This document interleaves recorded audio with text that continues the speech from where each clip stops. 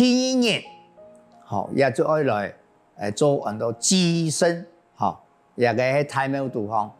也个寄生的时节，也有木中央的仪式咯，也就叫行三献礼，普通一般，就有行三献礼，行三献礼到了很多加干进入的时节，可以听到拜仙，那仙地方，会有跳加干。加干进脚，加干进入，故说也，係一個重要的一個儀式，配合的一個那個仙，辦仙一般來到，除咗要辦仙以外，佢一般來講，下晝頭會做一場戲嘅，喺早期2點開始做到差唔多4、5點鐘，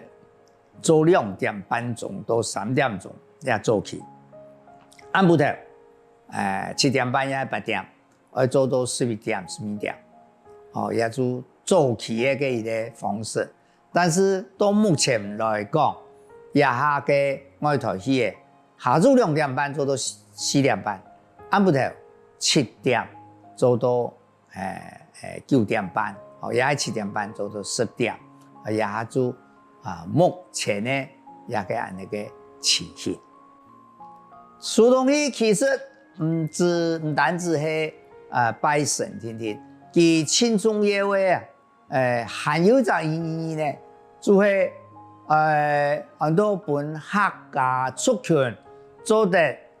有大家心中嘅一個認同感，因為咯，我過去也係偏本強，我個人也偏本愛強。個台灣蘇東戲冇大做意義的啦，所以10月初誒一直做到4月年主要有呀蘇東戲，內邊做蘇東戲，甲村做蘇東戲，葉村、汴村的人全部會走去比搶，佢說因為我過去比搶，忙到吃飯的時間，做戲咩方老來看戲，看也戲也說咧。助理是壓了，走順頭戲，辦先看助理是豬，10包豬又一看戲，看出來嘢有理是壓，